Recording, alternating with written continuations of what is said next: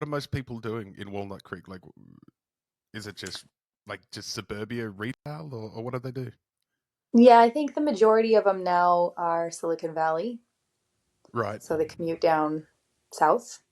Some of them still go to San Francisco. I think, yeah, but there's a huge tech population, so So I'd say that's part is of it. that tech population just kind of radiating out every year now, further and further from the middle of From Silicon Stanford Valley? to the middle of Because Silicon Valley. I mean, the pandemic did a huge distribution because everyone started working remotely, and just like you said, it's a lot cheaper to be in Walnut Creek. It's really not much cheaper anymore than Silicon Valley, but it is still a little cheaper. So yeah, you can right. be here and take the Genentech bus or the Google bus or whatever down the highway and go make go make your tech money and come back out here Wow, wow. or work So, remotely. or work remotely. So how do you run your business over there? Like, Hmm, have you got good a bricks and question. mortars, or are you running around, or like how does it work for you? It's interesting. I came back from New York and we moved back out here because I was pregnant, and so I took 2 years off and just mommied, Right. um, and Just, then was just mommied, just. That's full all. time No, no, mommying. nothing. I had one client for Mhm. for 2 years. And a very demanding client that took up all my time. Didn't pay well either. I was on call 24/7. She was rude and interruptive. She was demanding. 24/7. Um, but yeah, and I had just had one woman find me through the Z Health Find a Trainer page, and I was like, okay, it's my sign. I'm going back to work, and Hmm. started training her, and then the world shut down, and so that pushed me virtual, and it wasn't something I thought that I could do Hmm. necessarily. I mean, there's pieces of it, but there's so much hands on that, like, obviously it's better in person. But the pieces that interest me, maybe the most of the neurology, is, the eyes, the vestibular system, Hmm. and sort of the interoceptive system. And a lot of that can be done virtually. And so it was pretty cool to have clients in Mexico and Switzerland and, just kind of all over the world and be able to share it from my own, you know, kitchen, which Hmm. as a mom was a big deal as well. Um, so that was really cool. And then last year, I mean, running your own business is hard, and Hmm. the virtual piece doesn't lend itself to longevity.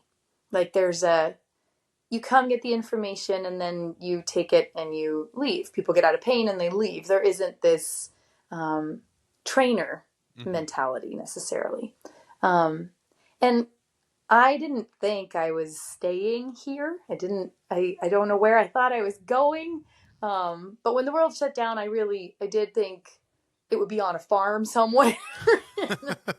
I live in a tiny house. It's on wheels. Like, the vision was get out and get Yeah. somewhere really cool.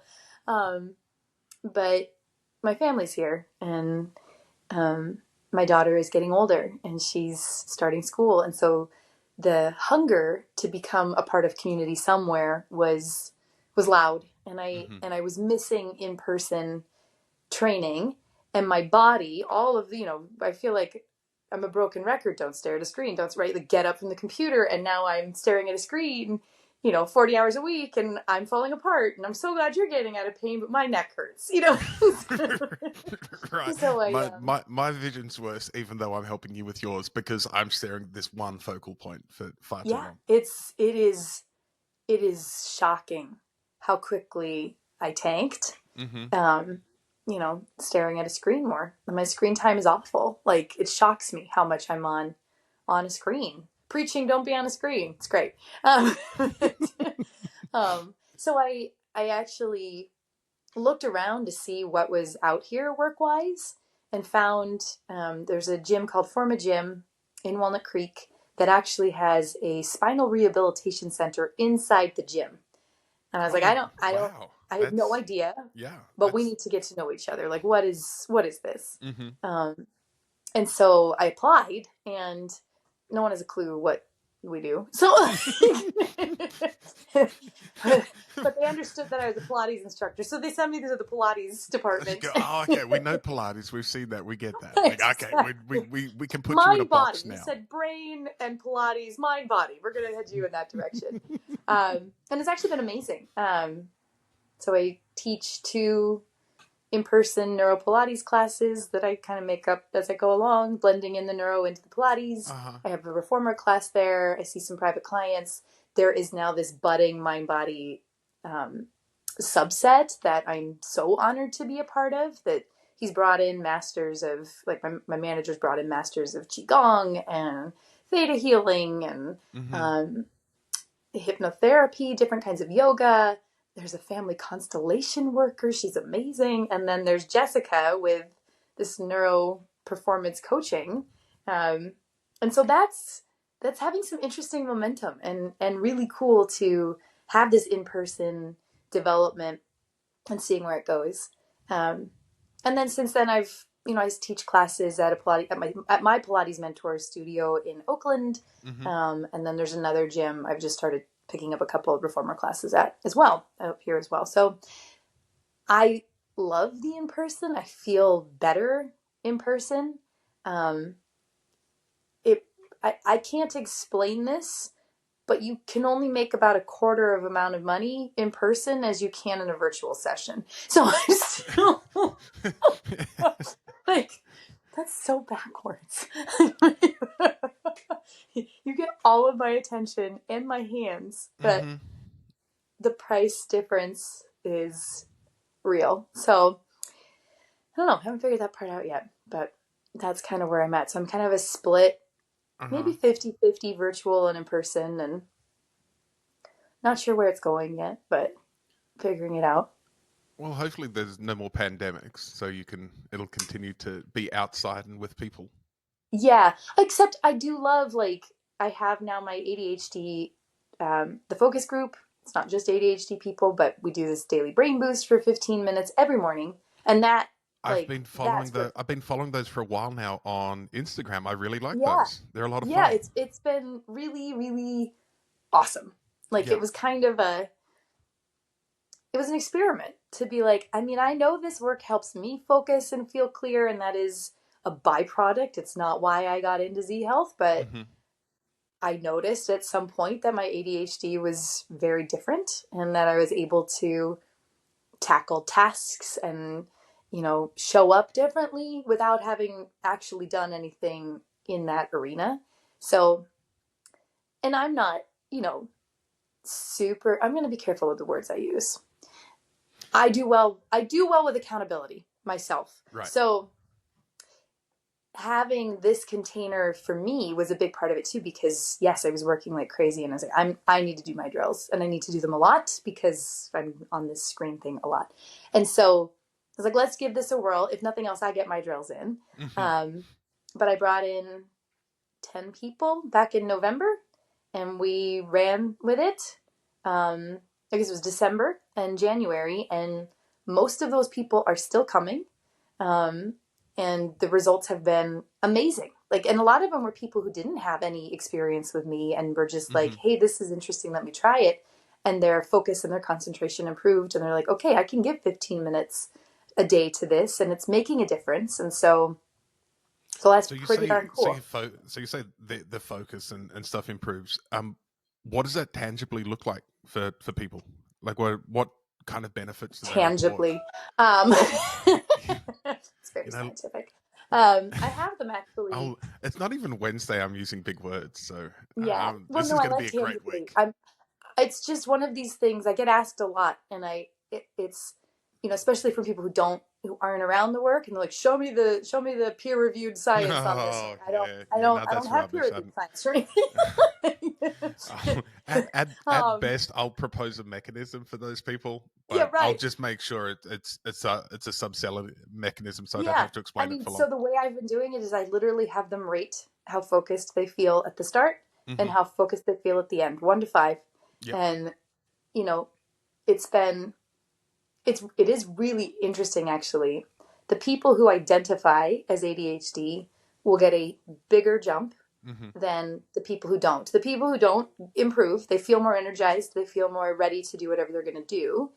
But it seems like for someone with ADHD, where you're starting off maybe frozen and incapable, the difference between that and, oh, I actually think I can put my clothes away, or, you know, empty the dishwasher, or do the next indicated thing, whatever it is, improves. And so that's pretty cool. That's the difference between doing the things that are going to move my life forward and not. Yeah, that's a huge difference. I 1 to know. 5. And do people generally go, like, for someone with ADHD, do they generally go from a 1 to a 5, or like? I have not seen that big a jump, but they'll go from a 1 to a 3.5. Okay. Or they'll go from a 3 to a 4.5, 4.75. I don't let myself have a 5 because I always like to have room for improvement. But nobody's perfect. Nobody's perfect. Tomorrow's another day. But yeah, so I mean, there's about a half range jump for sure. Is really quite typical. So I think that's pretty cool. I think it is. And I think for me too, it was around January, about halfway through January, and I just started working at the gym, and I was juggling more balls than I have ever juggled, maybe ever. And I was keeping the balls in the air. And there was this feeling like, okay, it's not just the 15 minutes and the hours I get after it. There's an accumulation. Something is shifting and changing over time. Yes. Those neural pathways, if you will, are laying down firmer, and like, I think that was a pretty cool realization, and but also makes it a little bit harder to look at it and go, I can't really remember what December felt like. You know, I have this new homeostasis that feels really good, and this is something I think about a lot. Like 12 years ago when I found this, right? Like, I can vaguely remember what life felt like then, but this has become the new normal. And so there's just this constant improvement, which is very cool. But yeah. Did that answer your question? Yeah, I can't remember what the question was. Remember, the guy asking the questions has got a brain injury with short-term memory issues. So you could tell me that I asked just about anything, and I won't know until I play it back. I go, "Oh, I was asking it that. That's really interesting." That was a great question. That was a great answer that didn't. There's the guy with the brain injury answering the questions, and the chick with the ADHD spiraling off into the sunset with the answer. It'll be entertaining, if nothing else. What did they talk about? What was the episode about? Not really sure, but it was funny and they laughed a lot. So it felt good. I think I was going to ask you about, like, I'm super interested in ADHD, have been for years and years. My one of my first jobs when I moved to the northwest of WA was as a special needs assistant to a young boy with ADHD. And so my learning there was huge and really rapid, and have been involved with people with ADHD at some level ever since. So I like to tell people my whole career, I haven't been a strength coach or a counselor or a chaplain. I've just been helping people focus on what's important right now. Yes. And I find working with people with ADHD is just so much fun. Say more. Because I never know where we're going. And it's like, all right, we're going to go somewhere. Like, what are we doing today? Let's just do it and find out what happens. And the changes over time, from particularly doing, the stuff that you do on Instagram, like especially the visual and the vestibular stuff. Yep. Just watching, 14-year-old boys move their heads like this, just randomly, just to engage anything, and then seeing what happens next. And being able and watching people that normally have 28 ideas flood at the same time be able to almost sit back like Neo at the end of the Matrix and pick through the bullets and go, oh, I want to play with this idea right now. Yes. That is so amazing, because people with ADHD can produce 100 ideas a second. Yes.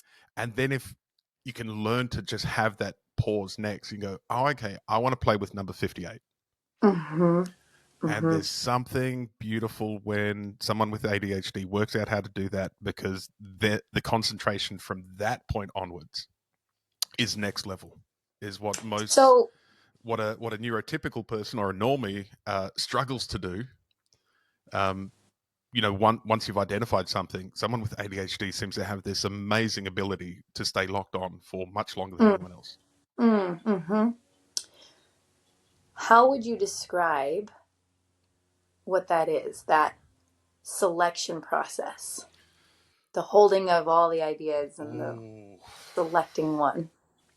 like a scientific answer, a nerdy answer, or Yeah. a it's my first Whatever nerdy comes to mind. I'm answer. curious. Yeah, first one is because, well, with ADHD, we're talking a lot about dopaminergic neurons.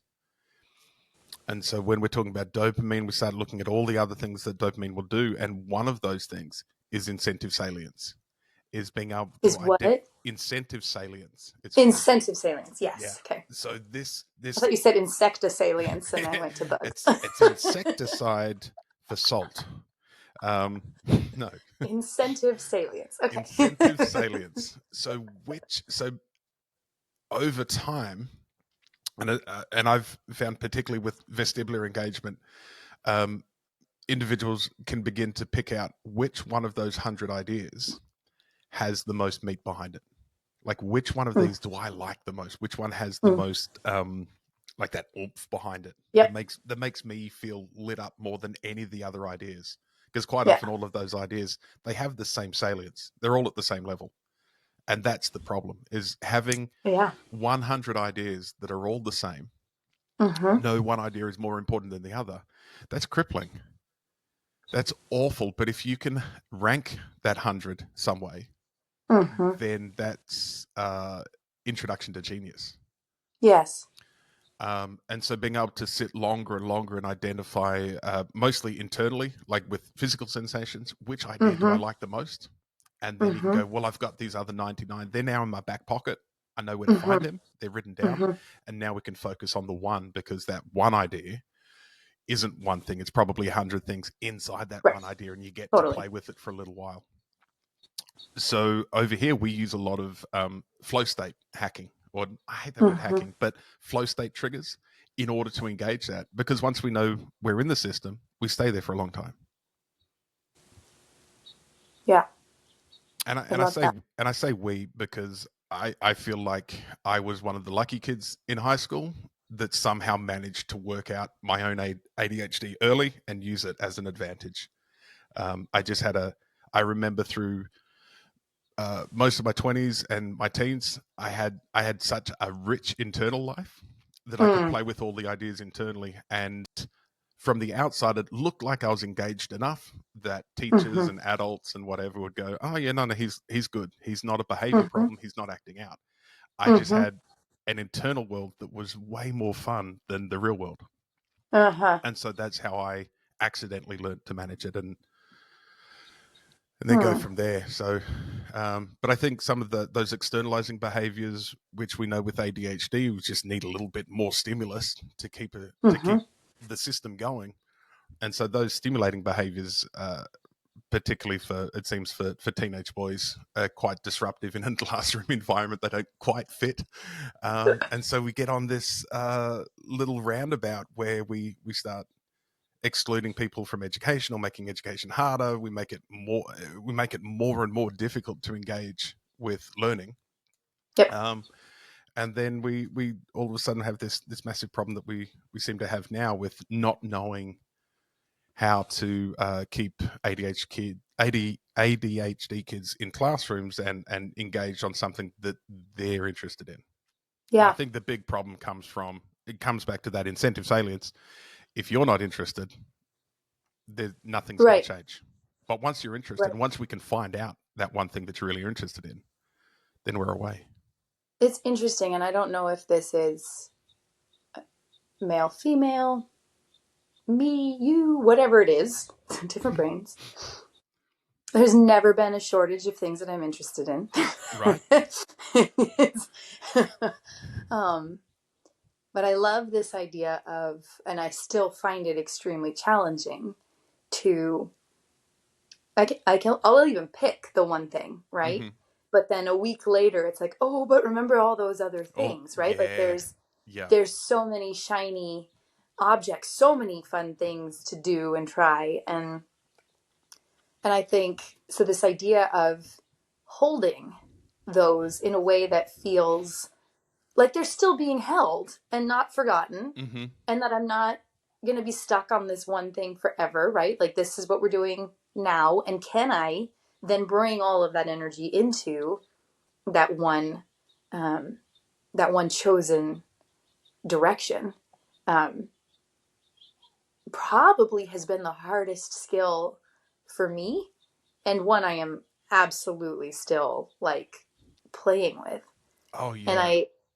yeah, I think that is the skill to learn with ADHD, from what I can get, from what I can see, or what yeah. my experience with it, and it's the hardest skill to learn. Well, it's interesting because it's almost like the difference is in the time frame. I never had Mm. problems in class. You're talking, I'm listening. I've got enough stimulation coming in. I'm paying attention. Maybe I'm doodling in my notebook to give myself a little extra activation, but no big deal. Um, for me, the time span tends to be weeks, Mm. right? Like, I've got 2 solid weeks where I'm on this and I have bit into it and I am going and don't even try and keep up, you know? and then there's this fade away, like the novelty wears off, and there's um so yeah, something else starts to emerge, and it's like, ooh, look at that over there. Maybe this was a mistake. Maybe I don't want to focus on focus. I want to go play with the singers again.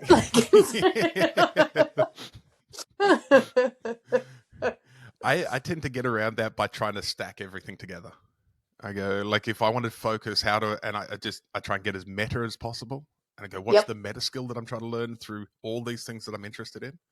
And then how do I apply that meta skill to everything? So I'm getting the novelty of applying Yeah. the same skill across domains. And I just don't Yes. see the domains as being really separate entities anymore. They're just how I'm playing with focus today. Yes. Because then I get to play with Yes. focus all the time, Well, totally. but I get to do 100 different things all the time and go really deep for a week on what was last week? Um, cooking eggs. I had like Cooking two eggs. You weeks went of deep on just cooking eggs? the perfect poached egg. I just wanted to I make was the. looking up poached eggs the other day. I've cooked them in microwaves, different ways on stovetops. I've used the air fryer. I can cook poached eggs a dozen different ways now, and they're always perfect. That's And amazing. I and didn't so even now I'm not try. interested. I ran out of time, but I was looking it up and I went, I at least had the foresight to go, Jessica, that's going to make a mess if you try that right now. I'll have to devote a week to poached eggs and get back to you. Right. That's been my barometer for years now to see if I'm real. That's my litmus test to see if I'm really interested in something. If I can go Is all what? out on it, is just go all out for a week or so and just torch it, and it's either going to be still interesting at the end, or you've got what you need out of it. And I can Mm-hmm. just put that away now and go, well, I've done that. What else can I be obsessive about? Mm-hmm. Mm-hmm. It's really how I got into powerlifting. I Mm. went obsessive for a month in in 2002, um, and then I didn't stop for 20 years. And Right. uh, started at what, like 135 pounds lifting, and then went up to 750 pounds over that time, because I just found that obsession didn't go away. I could just stay Right. obsessed with it, and it gave me what I needed. Other things during Mm. that time, you find something to obsess over, learn from it. But what I find most important is taking that meta skill and then Yep. taking the meta skill to something else, because then it doesn't feel like I'm so ADHD, I guess, so How would you distracted and describe the jumping meta about. skill? Describe the meta skill. That's a good question. Well, it depends on what I'm doing. Like I like this. There's almost playing games with patterns and seeing how really almost disconnected or totally unconnected things can be connected. Hmm. Like how do we boil it all down? How do we get stand up paddleboarding and rugby union in the same sentence? How do they go together? You know, and how do both of those relate to, I don't know, something completely random, like maybe computer skills or AI? Yeah. As we just You keep played on. Spot It. I'm totally flashing on, I think it's Spot It, where you get these two circles and they've got different pictures on them. And every two cards has something in common. And you Oh, have to really? find the picture that's in common. Oh, that's awesome. I need to play It's that. awesome. It's really great. Right. Yeah. So it's all about just asking questions. How are these related? Fortunately, one of my super skills is that I'm an obsessive researcher, which kind of helps because I'm in research. Yes. And so we just ask, how could these two things be related? And then I always find out something new that pulls those two things together. Mm-hmm. And then you go, all right, Mm-hmm. that's the meta bit there, and how do I play with that? And then obviously generating ideas for how you play with something new isn't that hard. Mm-hmm. Well, I don't think it's hard. I go, oh, it's a new thing to play with. Let's go play with it. That's cool now. And then we just generate another round of questions to have another Yeah. round of experiments next month. Yeah. Very cool. I'm trying to think what my meta is. I might have to meta on that for a while. I think it's people. I think it's something to do with people and how different things change people. That seems to be the constant theme running through my passions and obsessions. And So what was obviously we met through performance neurology or functional neurology. What were you doing that got you into that? singing. Singing. Okay. Yeah. Um, yeah. And in a roundabout way. So I was singing, I was a student of Andrew Burns. Are you familiar with Andrew? I'm assuming. I've heard his name a lot. I don't think Andrew and I have ever met, It, but I think we've spoken once or twice. yeah. Yeah. I'm trying to remember if he was in the workshop, which was the one time I met you. I don't remember. Anyway, I was his student in New York, and he had another student, Cecilia Tickton, Okay. Yep. who I know her. offered a free, I think it was free, Z Health for Singers workshop. It was 45 minutes long, and I went. And I had gotten certified in Pilates already at that point, largely so I could stop waiting tables, but with the intention of kind of getting myself more in my body, and was using it with performers, singers, and actors. And so I was like, well, what is this Z Health for Singers? And so I went, and we, did the pencil push up, and my life changed. And I was like, all right, I don't know what this is. So what happened when you did the pencil push up? Do you remember what was going on? Oh, totally. So I think my biggest complaint was I'll call it performance anxiety. Like my instrument just would not work Right. under command. Like it just wouldn't do what I wanted it to do when I wanted it to do it. And so in that workshop, I was actually singing a fairly safe song for me, but it goes up into like a place that, if I'm nervous, could produce problems. Black Velvet. Oh, that's a mean Black song too. velvet, Like, a little bit smile. Yeah. So I was singing sorry, that, I'm and just going back to my high school disco. yeah, right, exactly. uh, Totally. Um, is that and Melissa Etheridge? Is yes, that right? Yeah. um, pretty sure that sounds right. Um, yeah, and so we did like the pencil push up, and all of a sudden, it was just like I had access. I didn't have to think about it. It was like someone just took the brakes off, and I just sang. And there were people in the room still, right? It wasn't me in my shower where I'm safe, but it just was effortless. And I was like, okay, that's interesting. And the next day I went in for an audition for a national tour. So the stakes were high. And I picked a song that was not safe and went in and sang it perfectly. And I was like, okay, what was that? And then they asked for like a legit piece. So that first one was high belt, really rangy. And then they asked for a legit like soprano piece, which normally would make me, it just wasn't my genre. And I sang it beautifully. And I was like, I don't know what just happened. Like, this was such a positive experience.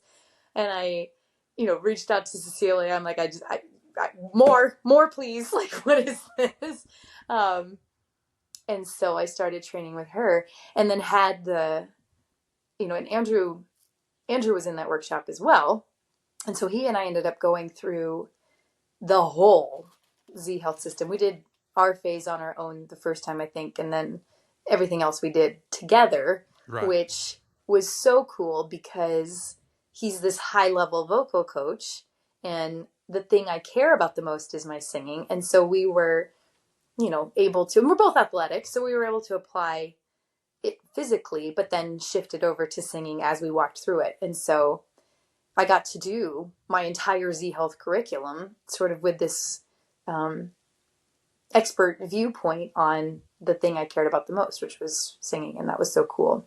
I think the piece that, though, for me, where the juice isn't necessarily in how my instrument is functioning. Like, to a fault, I actually should care more. In fact, I signed up for his singing athlete certification. I'm like, I will learn vocal technique. It's only been 30 years of obsessively singing. Okay. Anyway, but the piece for me that matters the most is my ability to, yes, have my instrument do what I'm asking it to do. From an acting perspective, right? To have facility over, to not feel like I'm observing myself and watching myself, that I have that flow state, that freedom, that, and I was watching that happen. I was in a scene study class every Tuesday and throughout the entire time I was doing Z Health. And so I could feel the changes, the interoceptive changes that were happening. And I'll never forget, like, they did Next Evolution for the first time, which is all about interoception. And I took that class, and I came back and I had my tongue in the spot and I had my ab belt on, and like, my life changed from that class, like, drastically. And in 6 weeks, my ability to stay in my body and be fully lit while I'm doing a scene, I felt so different. Like, it was so cool. And I wasn't sure if it was just my experience or what, but about 6 weeks in, I had someone in my scene study class that was like, I don't know what you're doing, but your emotional availability has grown so much in the last 6 weeks. And he, like, named the time range exactly. And I, lifted up my shirt and showed him the neoprene ab belt I had on. And they all thought I was completely nuts, but it was. So yeah, I mean, that for me, when you have a goal, my goal was to be successful in performing. And there were things getting in my way. And I had whatever success I had, but the high level, right? There were things getting in my way. And I was going to do anything I could to tackle that and figure that out. And the neurology gave me those answers. It, like, allowed me to have that. And that is so huge for me. And yeah, I think the funny piece of that is that impacts every level of my life, not just my performing. And so, from a marketing perspective or as a coaching perspective, you don't have to be an actor to benefit from that, and so there has been this vast ADHD expansion into all realms of what's possible with this for me. But at the center, it is absolutely my ability to stay present under extremely high stakes, and tell a story, be real, do the thing I say I'm here to do. And yeah, pretty sure that answered your question and then went down some rabbit holes, but there. That's a great rabbit hole to go down. I particularly love that you brought up interoception. And so when you say interoception, I know exactly what you're talking about. I'm relating.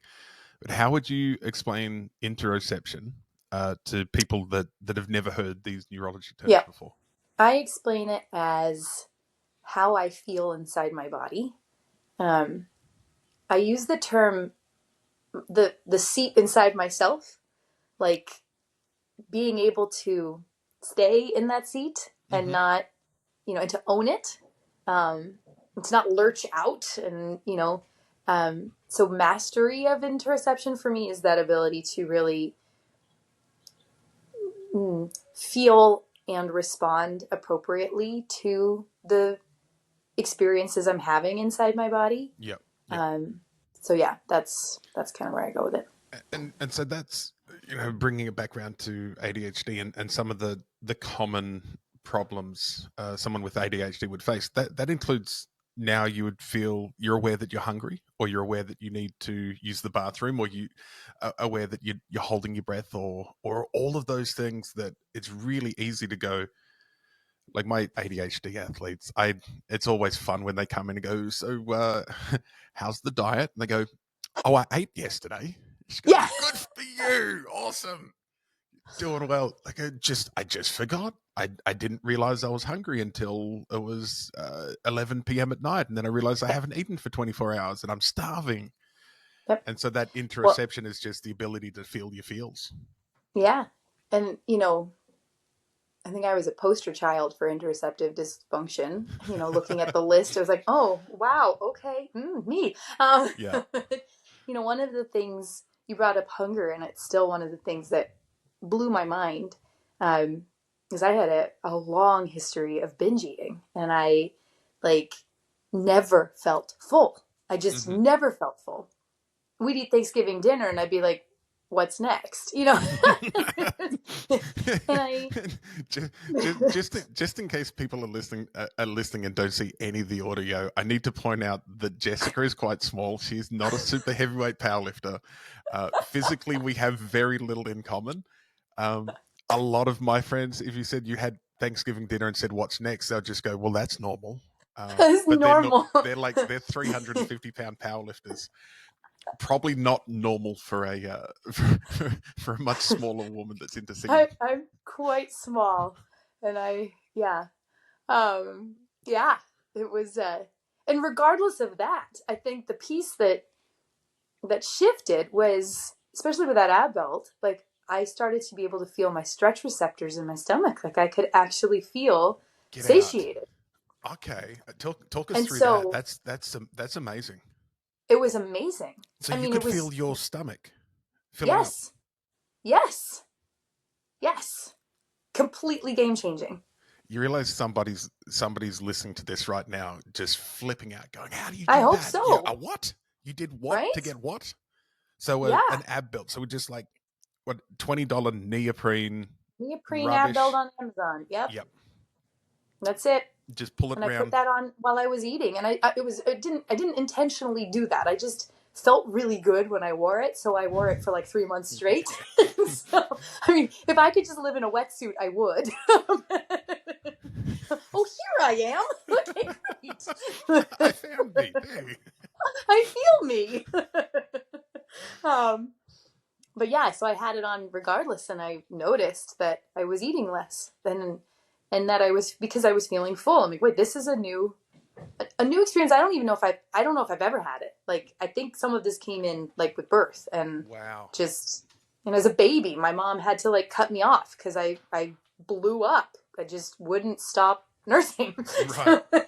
Just no, this, I like these calories. Let's keep going. Yeah. So yeah, I just think the level of the physicality, right? Like that's so physical, but the emotionality of the eating disorder that sort of followed from that, or the, Yep. the shame and Oh my the god, yeah, element of not feeling like that in my body. that shame of not being able to control your appetite. Yeah. And going, oh, I must be a terrible person. There must be Right. something wrong with me. I'm horrible. Everyone else can stop eating, but not me. Yeah, totally. And I think for me, there's that, but there was, that control piece. I think it's the control. And the control comes back to, I think, not being in control of my own being in my own body, right? Like on so many levels.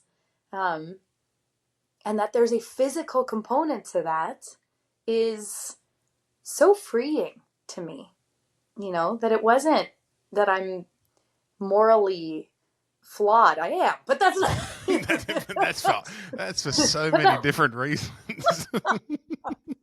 It wasn't actually my personality defects running amok. I mean, some of it, but like there were physical pieces to it that I actually then got handed tools to make a difference in, and that, you know, so it is this big picture. My experience of life has changed, and that is a dream come true on so many levels that I want to share with everybody. Yeah, right. Going back to that ab belt, I often wonder if that's what one of the things that kept me in powerlifting for so long. We wear a big belt. We wear these compressive singlets, Yeah, the wrestling singlet that you get a lot of sensory feedback. totally. The internal awareness from just having lots and lots of heavy weights on your back or holding them or Totally. pushing them off your body, so much more feedback.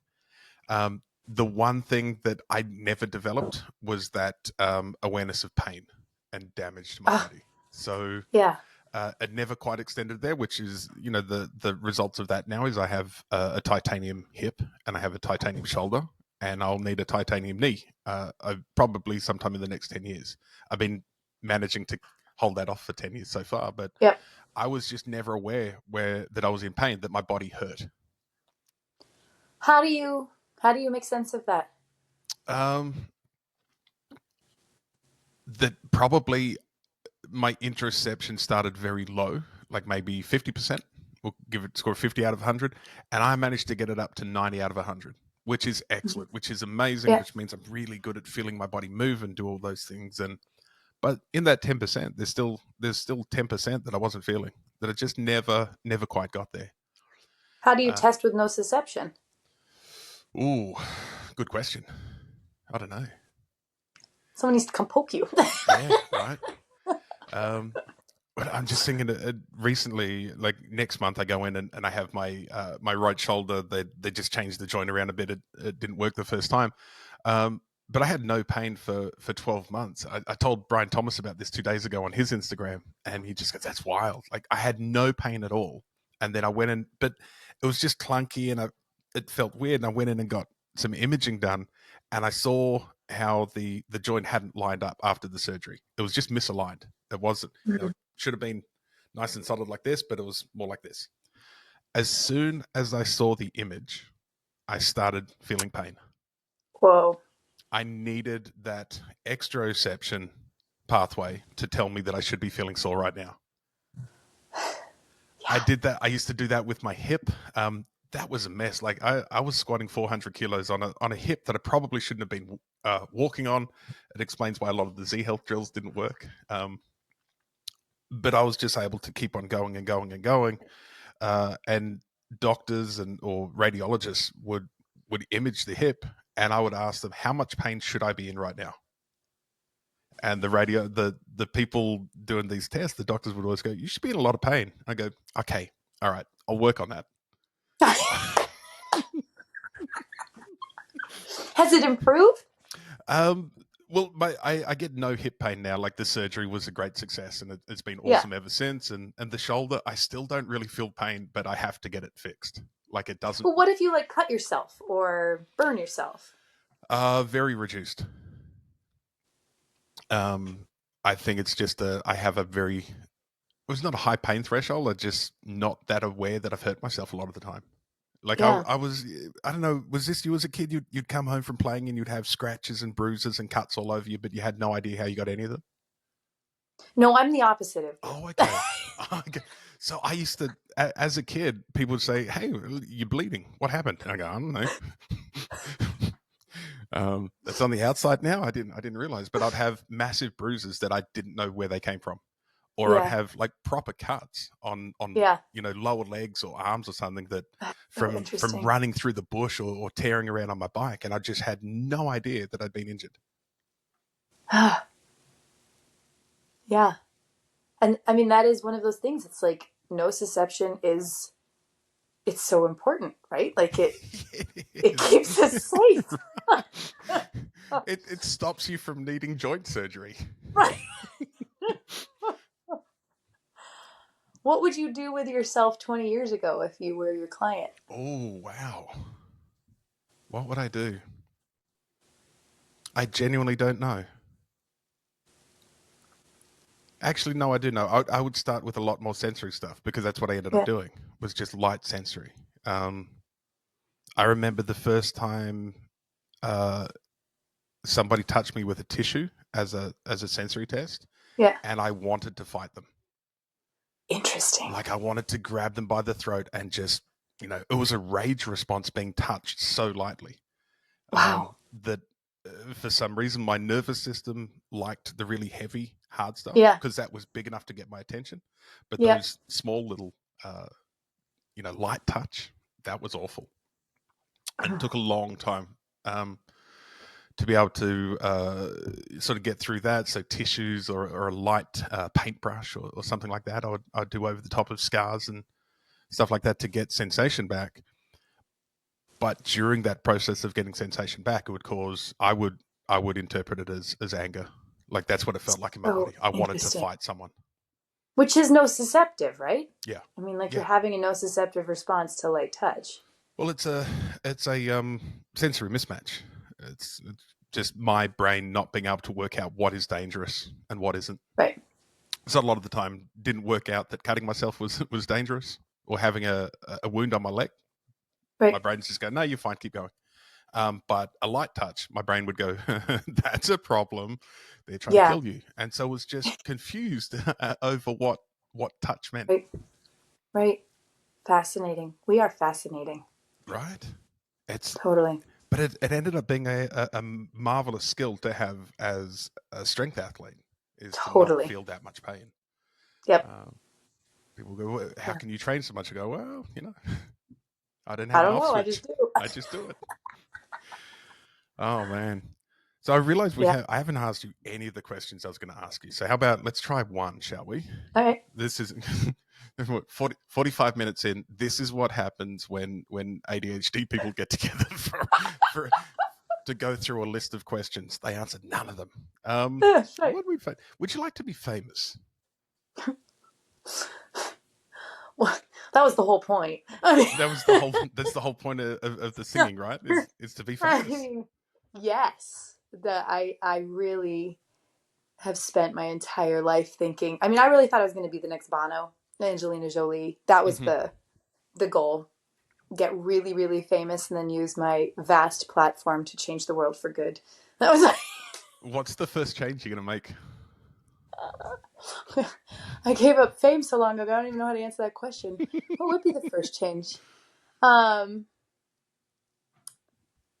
I don't know.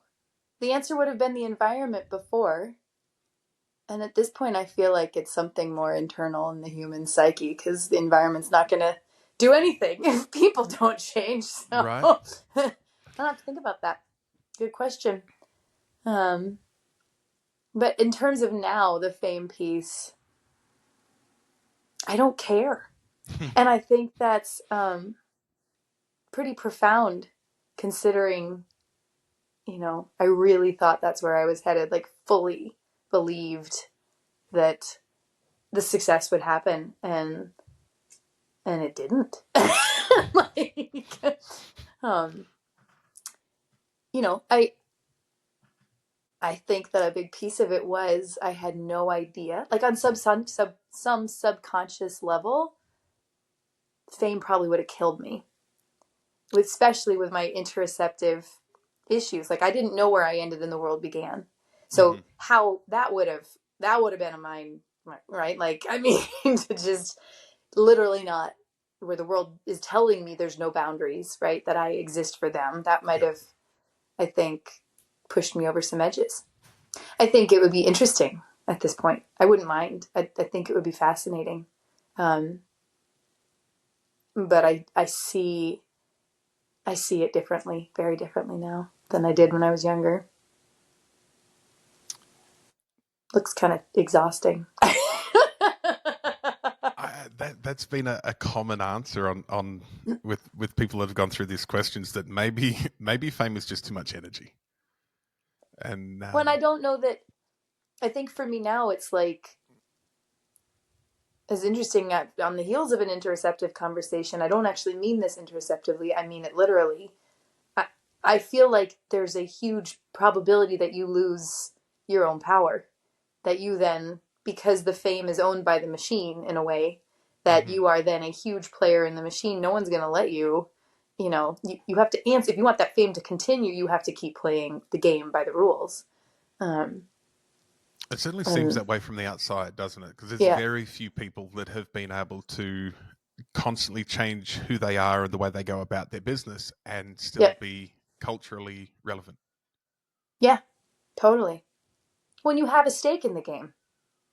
So I kind of want to, I see myself as this sweet little innocent looking disruptor of the entire system. Hiding in my own corner over here, but like I don't know if I could do that from there the way I thought I was going to. I mean, it's so interesting.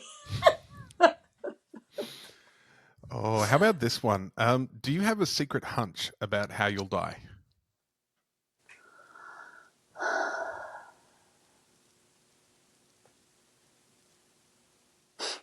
No, I don't.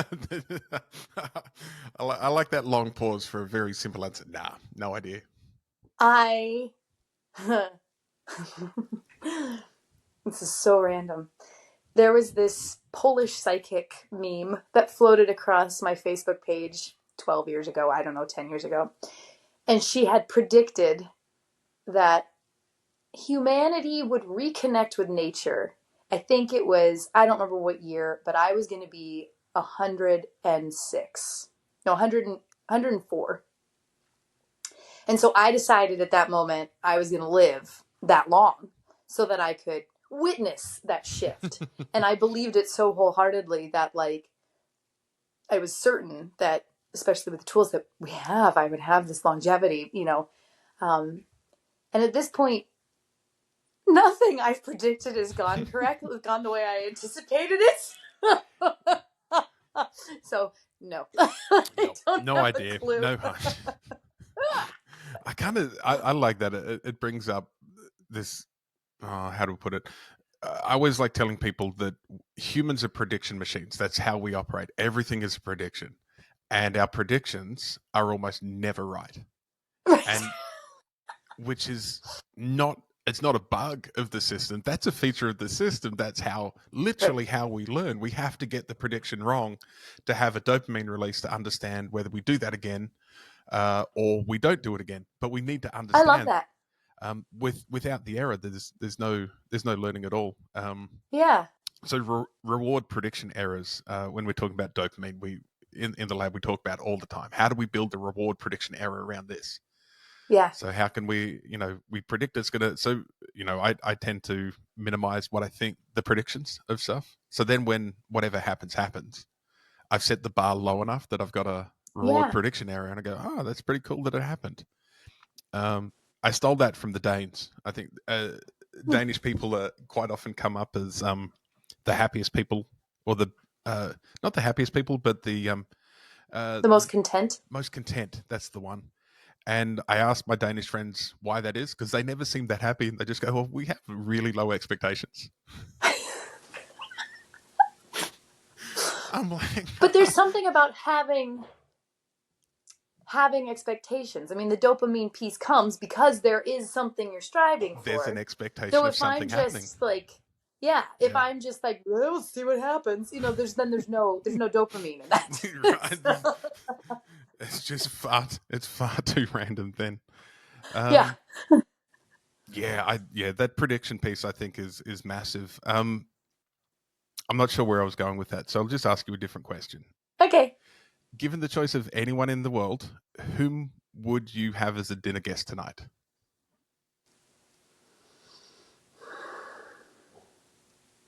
Or maybe tomorrow night. I forgot what time it is over there. Yeah, we already ate dinner, and Already. my brain is going to my dinner table, which involves three small children under the age of 6. So I want Mary Poppins at the dinner table just to control the children. Give me a break. Mary Poppins would be amazing.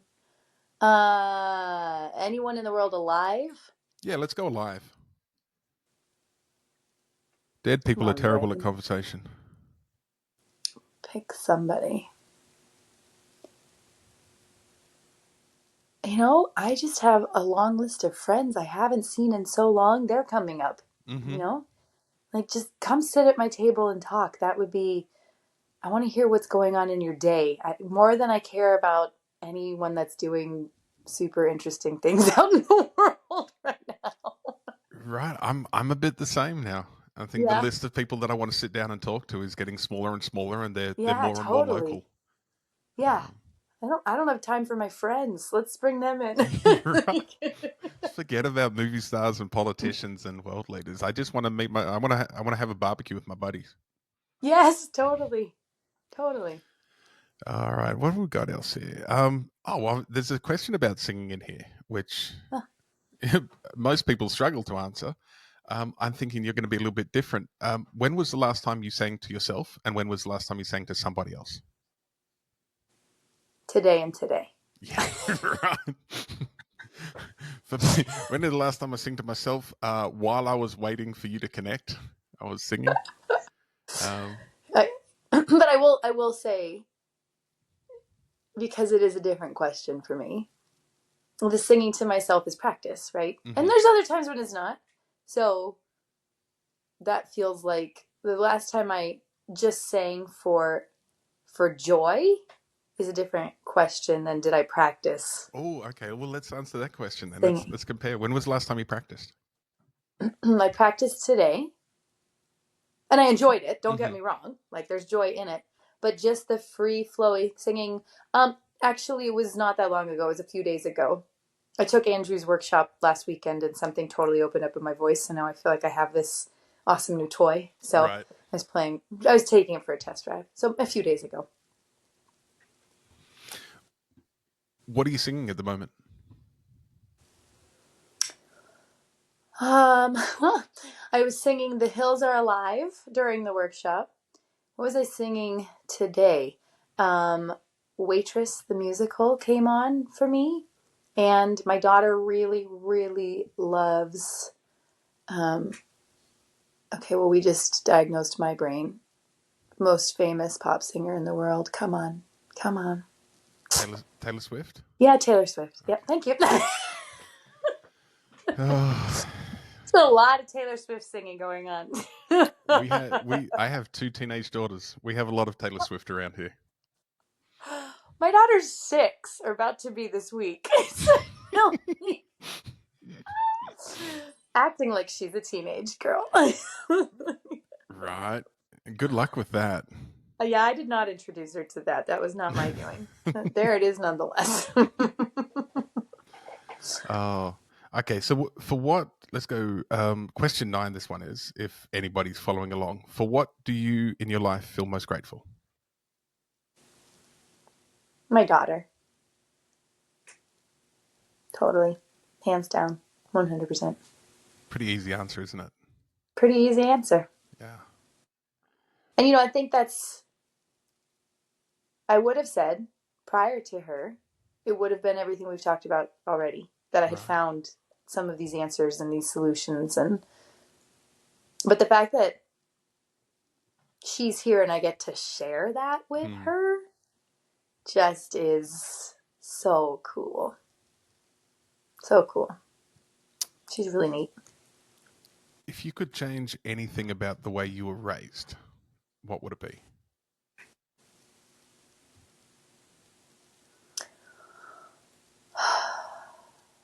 I saw that one on the list and um I find this one difficult because I don't want to be sitting here going, "Ah, my parents." I think my parents did a pretty good job, like the way I've turned out. Like I probably it's wouldn't change too interesting. I've been much. reading Gabor Mate's book Scattered Minds, and Oh, he's great read. it's really I've cried 17 times. I don't know if that's the exact number, but and I think I say this because like no shade, right? Like they did absolutely the best they could, Mm, but they didn't have the skills to tune into themselves either. They weren't handed that. The idea that at this point, and I'm so grateful I can give this to my daughter, right? I can be present with her and I can read her and sense her and know when she's off and not try to make her wrong or even try and make it right, right? Like that there's an attunement happening that was not, that I've received as a result of the work I've done in my lifetime, not from my parents. And so, yeah, I wonder all the time, like what life might have felt like if that connection had been there, if there had been that trusting, energetic bond. That, yeah. For me, I mostly wish there was more spontaneous dance moments. I watched a lot of John Hughes films in the 80s, and there was always a dance moment, like Ferris Bueller dancing the street, and the dance scene in Breakfast Club. I just thought there would be moments like that in my life, and there was very few. It's interesting. We did a lot of dancing. Isn't that funny? You? Yeah, nice. Yeah. See, yeah. My mom's a music teacher. I was so excited when flash mobs became a thing. Oh yeah, just totally. People randomly dancing in the street. I thought it was the coolest thing ever. Yep. Touch. Physical touch. More of that. Yep. Do you think that's do you think that was like a feature of that sort of generation in which we were raised, that there was just much less touch generally? Well, and we got a lot more than they did. This is true. Way more. If you could wake up tomorrow having gained one quality or ability, you can choose a superhero power if you want. What would you choose? What ability would you want?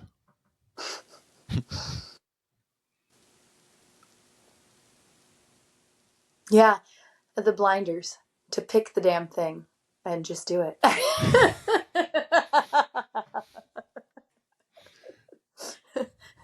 Just do it. I've had a hunch for a long time, having spent a lot of time with really like top 0.1% athletes. I think their super skill was they picked one thing early and just stopped caring about anything else. Yep. Totally. And even when you present, you go, there's all these other things out there. They're like, yeah, I've heard that. Totally. I've heard people go out on weeknights and have fun, or I heard people go out on weekends. That's interesting. Yeah. Not for me. I want to lift weights, or I want to run. I want to swim. I want to be good at singing. I want to play the piano. And I think the very best people just pick that one thing early and are good at going, I'm all right not having anything else. Yep. Totally. Yes, not me. Yeah.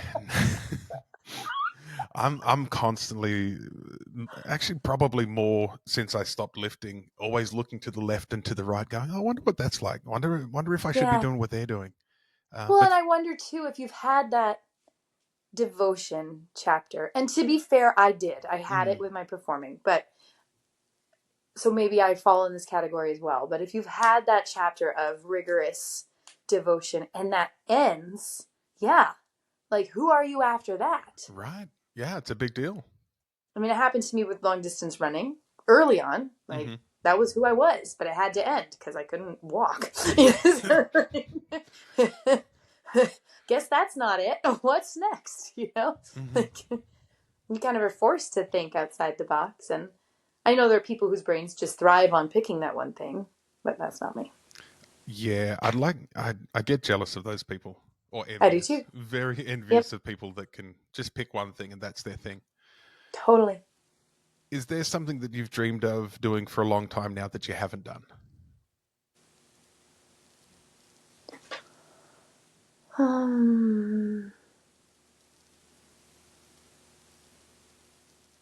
I think that the performing dream is still very much alive. Yep. I think performing at a high level, theater and film, music. See, I still can't choose, but it's a film about musical theater. I mean, the dream was always to be the next Mary Poppins or the next, but then they made that. That was devastating. Oh, there it goes. That was my role. They took it away. I didn't even get called in. Damn. They don't even know I'm alive. Okay. That ship has sailed. Next. Oh, wow. What would you say is your greatest accomplishment so far in life?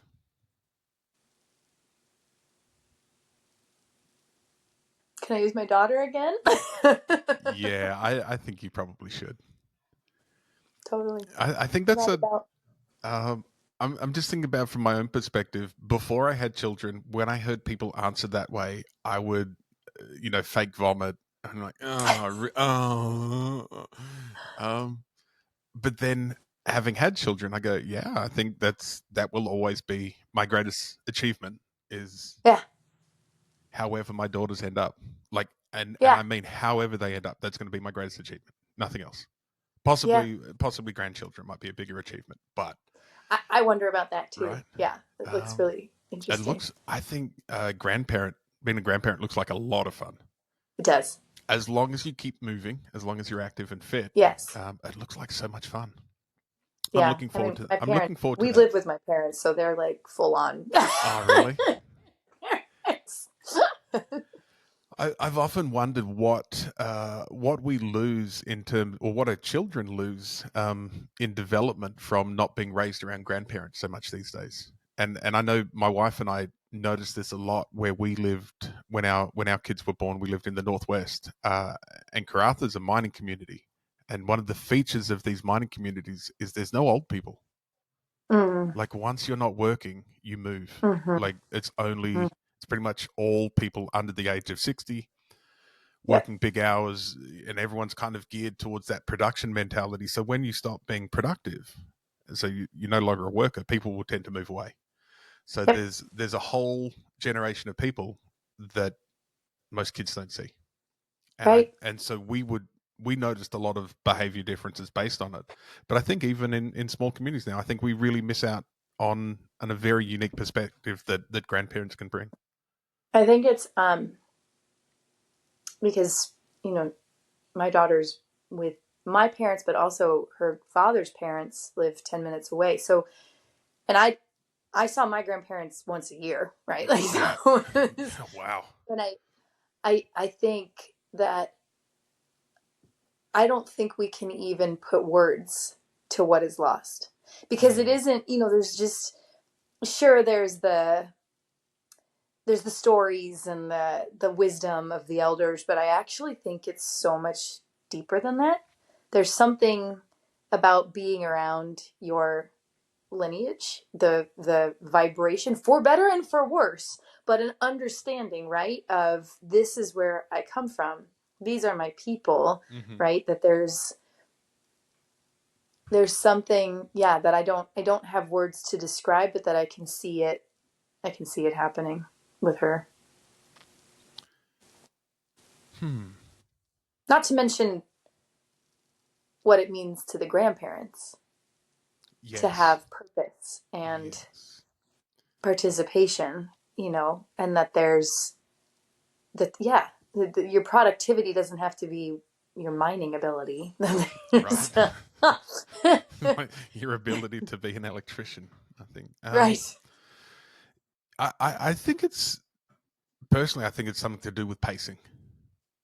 There's Yes. a Yes. there's an operational pace of the grandparent generation that is just different to our generation. That I think we tend to live at much faster revs, and that's often far too quick for our children, and it's too quick for our parents. But our parents and our Yeah. kids seem to be operating at the same speed a lot of the time.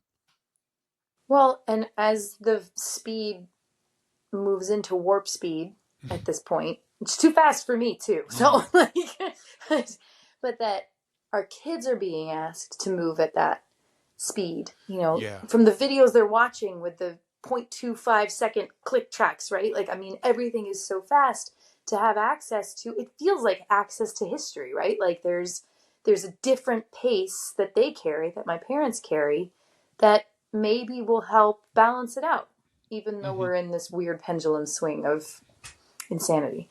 But I like that. I like what you said. What do you value most in a friendship?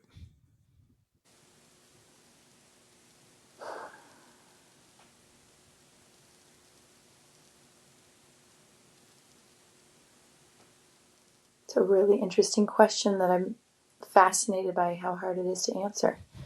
Um, it's interesting because at this time in my life, my friends all have kids as well. Mm-hmm. A lot of them do. Or they have careers that are, taking up a ton of their time. And so we don't see each other much. But when we do, it's instantaneous. It's right back in, Hmm. right? There is a shared frequency, maybe, right? Like there's a deep knowing of who we are. Um, and I think the piece that I'm realizing, and kind of what you were saying, like the number of people that I actually would want to talk to is diminished. Part of it is that takes so much time to build, Yeah. that it isn't a Facebook friend, right? Like it's people who I don't have to say a word and they can feel what I'm feeling, um, or know exactly the right questions to ask to pull me into whatever needs to be pulled into. Um,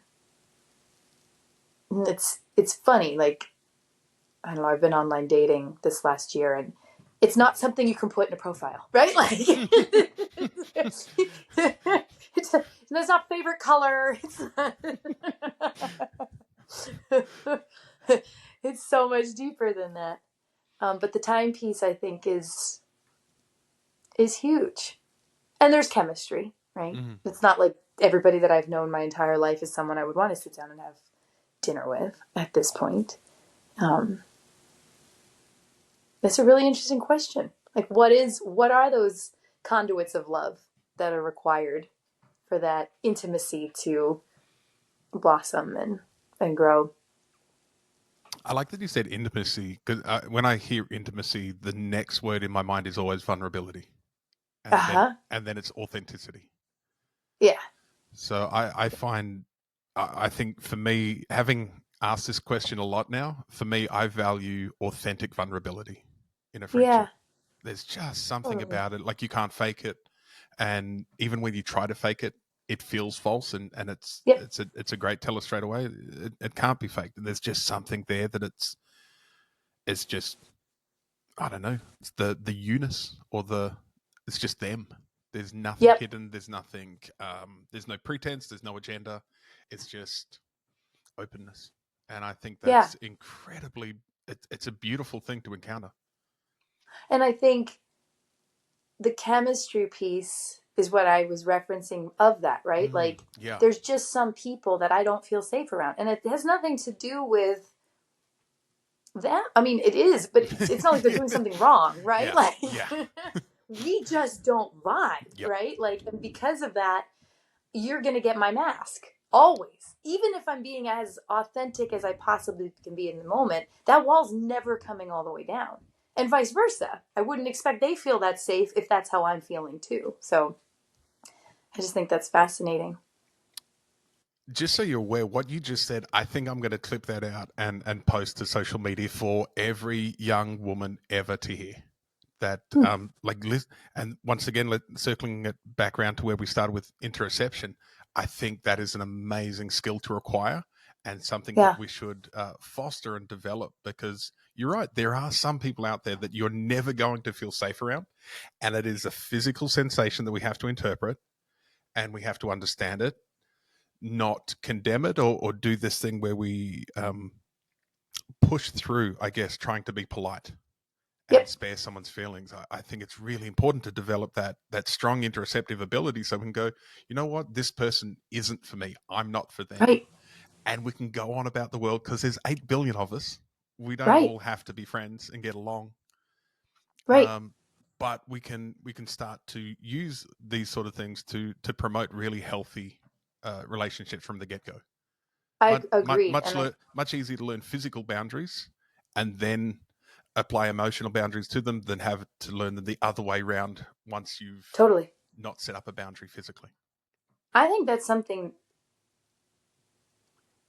it's only been in the last few years for me that, I mean, if it's egregious, it's obvious, Yeah. right? Like, I don't feel safe around you. That's a different conversation than why am I breathing into the top of my lungs? Why can't I take a deep breath around this person, right? Like, and because my passion is this ability to feel authentically vulnerable Mm. in any moment.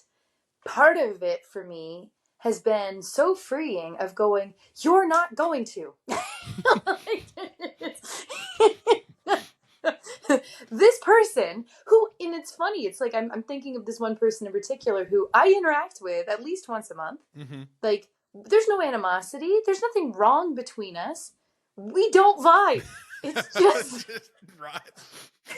And when I know that and I'm in their presence, I'm like, right, this is everything. Nothing I say is going to land. It's just not. And nothing you're going to say is going to land. And can we just acknowledge that we are awkward and clumsy together because of whatever this is? Mm-hmm. Blessings. Yep. Thank you. I'm going to chill on my side of this wall and let this be as messy as it needs to be right now. Right. Just go in peace to live your life. All power to you. Best wishes. Yeah. But man, we just don't click. Like you go your way, I'll go mine. I think this is something that I've developed now. Well, it's definitely developed post-stroke, and it's probably more. It's come with age. So now that I'm in my 40s, I'm really fine with people not liking me. Like I'm okay with people going, yeah, he's not for me. Especially through my 30s, when I was, when I was competing a lot, and we're getting into a lot of online coaching, and obviously I ran workshops and seminars. There was a weird blurring of the boundary between being wanted to present and just being liked. And so it's really easy to confuse the two. Once I realized that most people aren't going to like me, that doesn't mean that they dislike me. They're absolutely neutral towards me, or they're ambivalent. And I go, oh, right. I don't need to really worry about those people. I'm not for them. Right. It doesn't mean that I'm a bad person or defective or that they don't like me. I'm just not for them. Yep. And there's a lot of people that I worked out, they're not for me. And we don't need to fight with that or push through it or try to make it work. Because I know that there's a lot of people that they're my people. They're all a little bit, they're easy to identify these days because they're all a little bit weird. They say and do odd things. they're interested in a lifestyle that most people are going, wow, that's nuts. I don't want to do that. And so for those people, I'm really attractive and I know we click and I'm going to give them everything. I don't want to give other people their stuff because I've got limited energy. I want to make sure the people that are for me, that get me, that I'm their guy, they're my people. I want them to have my stuff.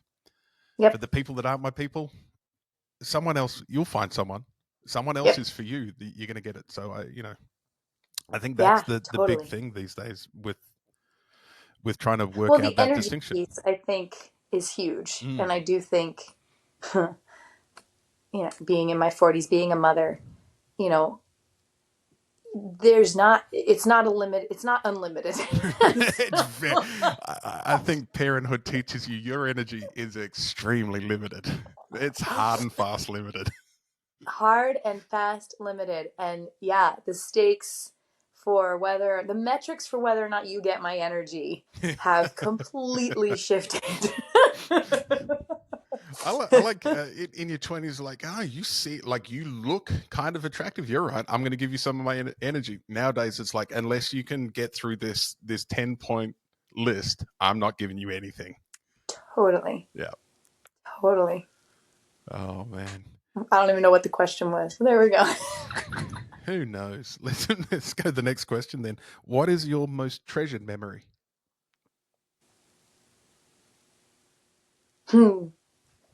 Funny that popped in.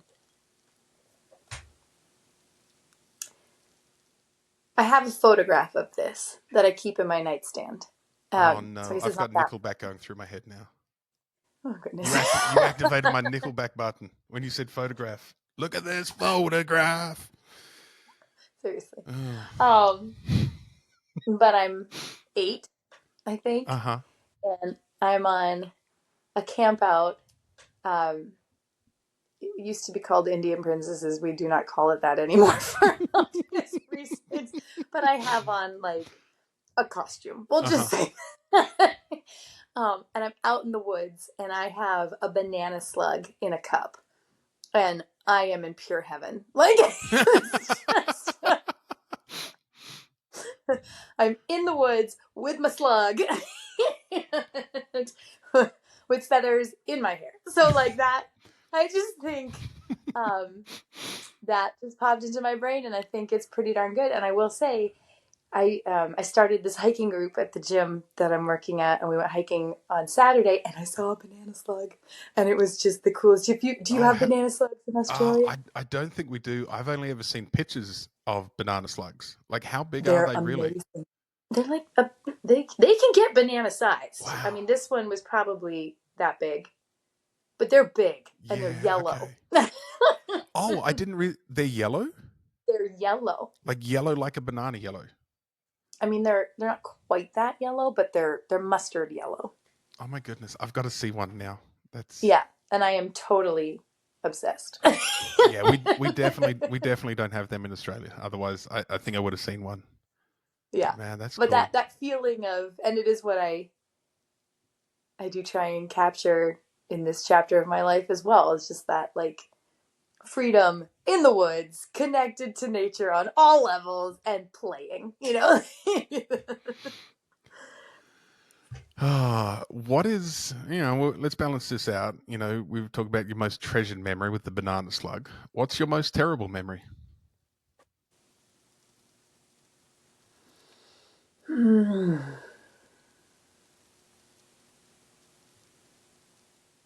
The question on my brain is the appropriateness of sharing some of these.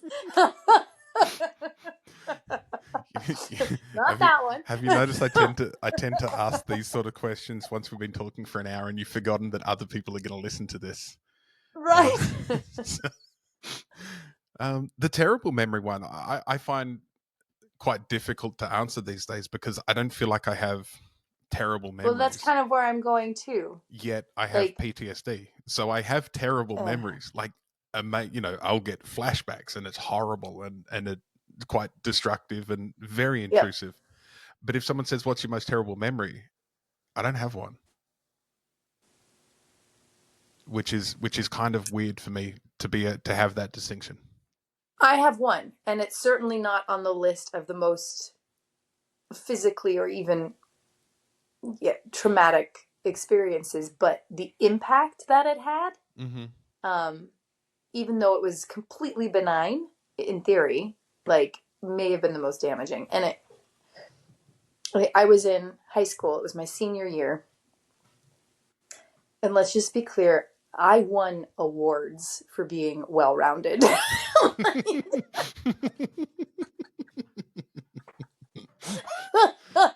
Well done, you can't focus. Good job, here's a trophy.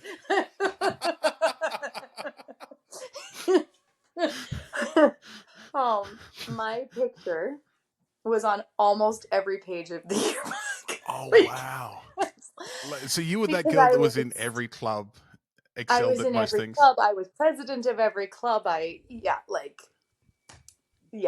did it all. Your poor little adolescent brain is just going, there is not enough stimulation here. I need to be involved in everything to be able to function. And I did. Yep. Successfully by the sounds of things. I did, very, actually. It was probably a peak moment in a nice, safe little bubble where I could do all of those varied things and have it be tied into one experience in a way. But my best friend took my yearbook and commented on every picture, basically being like, there she is again, and it was like this shaming of the fact that I had done as much as I had done. And it probably came from a place of jealousy, but it shut something down in me that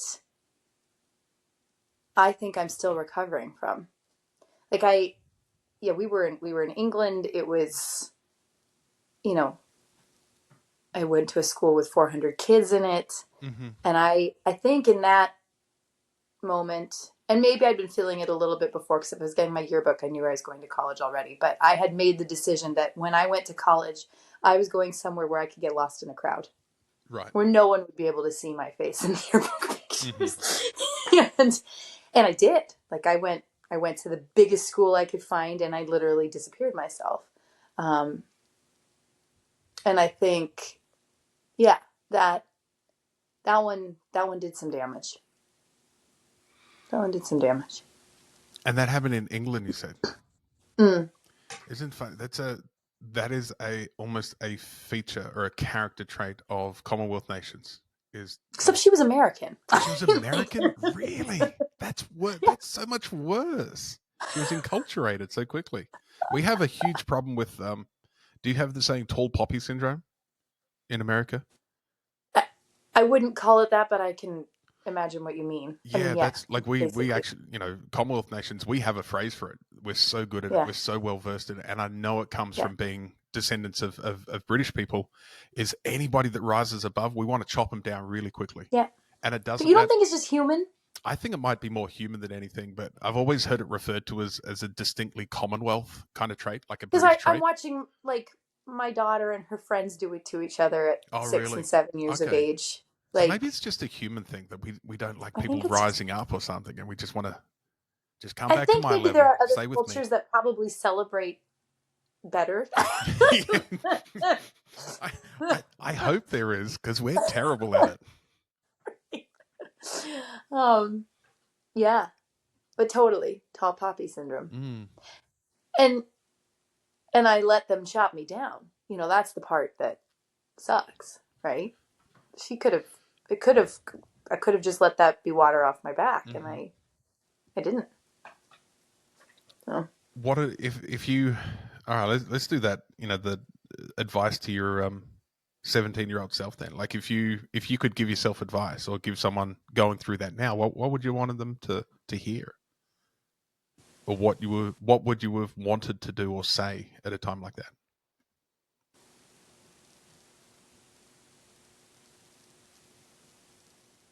It's interesting because I remember my mom saying all the right things, right? I talked to her about it and she was, tall poppy syndrome, we can name it whatever it is, Hmm. right? She's jealous, she loves you, don't worry, all those things. What I really needed was someone to sit with me and look at why I was having the success I was having Hmm. so that I could figure out how to replicate it down the road. Yeah. That losing myself in 40,000 people was not going to be the solution to to getting where I wanted to be. And I think about there's an element of fate with me with my college choices anyway that I didn't really have a choice. The college sort of picked me in a way, but had I gone to a small liberal arts school where I could have reproduced that experience and really been known Hmm. and been safe at that level of development, I that is one of my big what ifs. Like, and I think in terms of the advice, then, right? Like, because if I'm still dealing with it, it's still advice I need to hear. It's how do I make this feel? This is actually really valuable. How do I make this moment feel as safe as possible so that I can show up as fully myself in my big poppiness, whatever it is, you know, um, and thrive.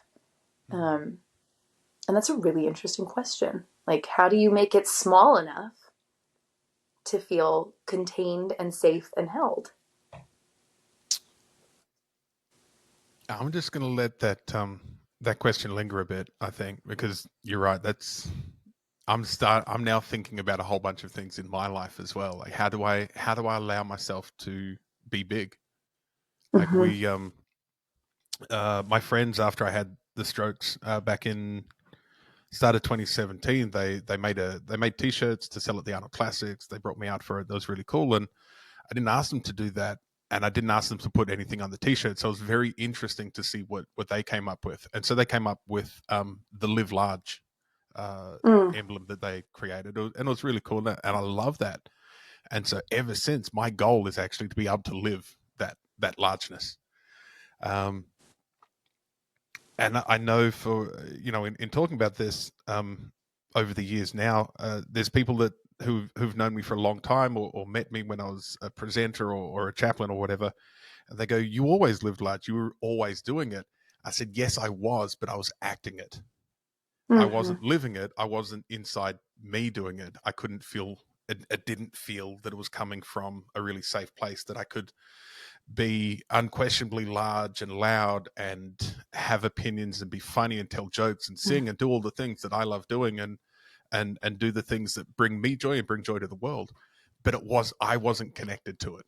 And so Yeah. now I think developing that connection, and this is a lot of what we're doing with the podcast as well, is like, how do we bring out just the thing that is most unique about every individual and celebrate it and sit with it, and just to be happy sitting with it.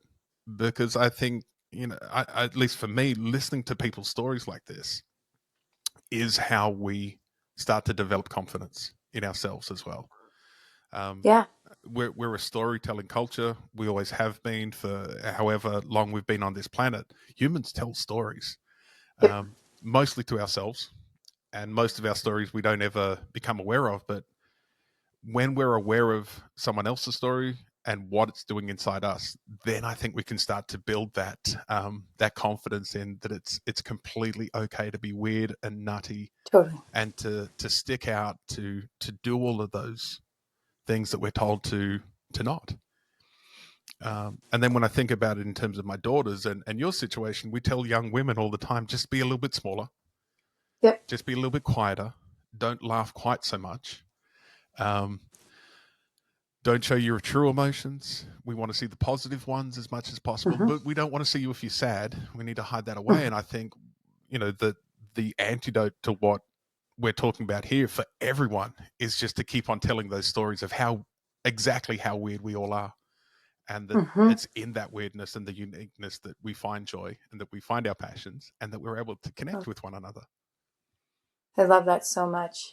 I had two things pop into my head as you were speaking about that. One, the live large versus the acting like you're living large. I did this workshop, life-changing workshop. It was awesome, but I did a few of them. Anyway, one of the outcomes was that you would define your purpose in life. And at the time, I said that my purpose in life was to encourage people to follow their dreams. And that resonated on every cell level. And a few years later, I met someone through the same organization whose purpose was to help people live their dreams. And I went, oh. Right. I'm chasing mine constantly. And you're over here living it. And the difference between the two, it was interesting because at the time I was like, I'm not ready. I'm not, like, I knew that I was still chasing. So it was an interesting moment. And what was the other thing that popped into my head? There was that, and then you were talking about stories. And one of the little pet projects that has run through my head for probably 20 years at this point, that I'm mildly obsessed with. We tell the stories of the successful people, the people who made it to the top, right? Oh my And God. what that looks like, and with that makes sense, right? Like, if you want to be successful, follow the successful people. But there are some damn good stories coming out of the Olympics right now of people who got fourth place. Or I have a client who didn't make it to the Olympics, right? Worked her ass off, didn't make it to the Olympics. What's her story, right? Like, Yes. Absolutely. There's I'm think I'm gonna tag her when I put this on social media. I'm gonna tag her in this. There is this amazing lady here in Perth who, she's in her early 40s as well. She's still playing first grade rugby union, and she's still playing what? rugby union. So she's playing Okay. rugby, like the Yeah. most physically violent and demanding sport known to mankind, and she's still playing it. and she plays as a prop. So the person that's doing all the grunt work, the hard work, the tackling, the being hit, and she's still out there playing. I want I want to find those stories. I want to hear those stories about why you still doing this. Like Yeah. because it's not to become a pro now. It's not to be the Right. best in the world, Right. but Right. there is something about that playing authentically that you just go, I just got to keep on doing it. So I'd Yeah. love to get her name is Sarah R. Sam. She's a wonderful rugby player. Fascinates me. So hopefully Yeah. she hears Get her on. this. I'll tag her in it, and she'll come on and tell a bit of her story because I think a lot of people would benefit from hearing it. Yeah. Because yes, like just because you didn't get the trophy at the end, you got some kind of trophy. Right? And Yeah. maybe it's just realizing how much you love doing what you're doing, and you're going to do it whether you get trophies or not. And Yeah, it killed me for profound. years that I was the only person in my friendship group that hadn't won a world title. Like I remember being, and it sounds this is where Shannon Mock comes into my storytelling ability. So I was in Sundsvall, Sweden, after riding a dragon, and we went out for dinner. Sorry, this is so Shannon. None of those details really matter to the story, but it makes the story better. So me and my buddies were out to dinner.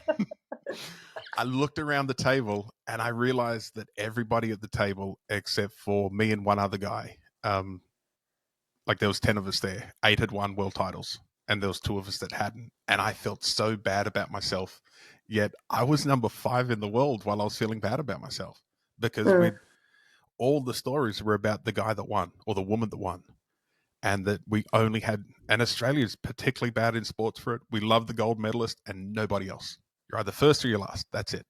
And so I developed this belief for most of my powerlifting career that I wasn't that good because I hadn't won the world championship and I didn't have the world record.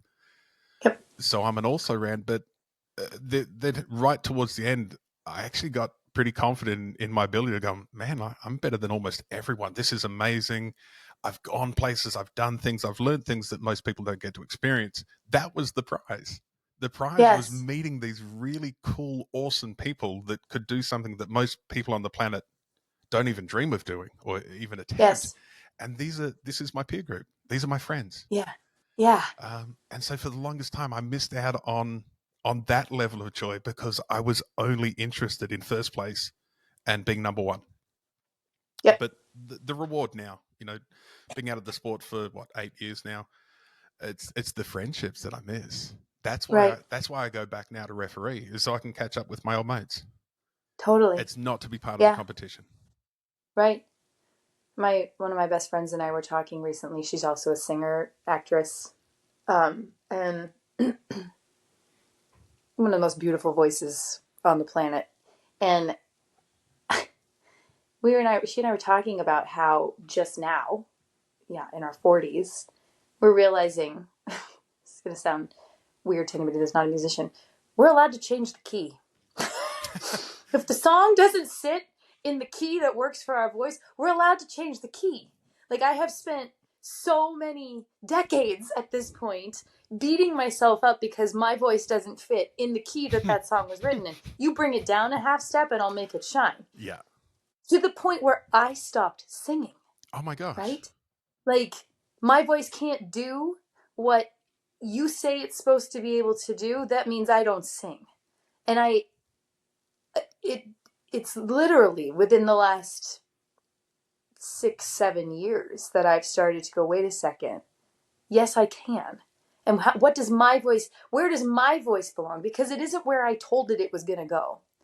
It might be. Maybe there's a pathway there. But it wasn't. It was banging my head against a wall trying to fit myself into something that it wasn't doing. So, and I made it wrong and bad. And instead, my voice, like, it's a phenomenal voice. Like, it should be shared, not hid in a closet because it doesn't produce that thing. Like, it's just, so finding, it's such an interesting analogy. I'm literally talking about a singing voice, but your voice, right? Like, just because it's not sitting on the top of the podium doesn't mean that it isn't needed. It isn't, we need your voice, we need your energy, your gifts, whatever it is. The world needs it, and finding its right place, I think, is the journey I feel like I'm on. And it's so interesting to say this after we've talked about like what I would say to my 17-year-old self. The reality is I need a smaller pond, that I come out and sing in a smaller pond, right? My ego has a hard time with that because I'm supposed to be Bono, but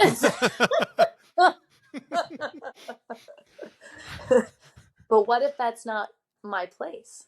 Like, does that diminish my place because it doesn't look like that one? That's not how I want to think about life. That doesn't feel good to me. I'd like to think that I know that our gifts shine when they are in their place. I'm going to repeat back to you something that you said, and I think this is a really nice place to finish because I think this is beautiful. You have a phenomenal voice, and the world needs to hear it. I'll take it. Thank you.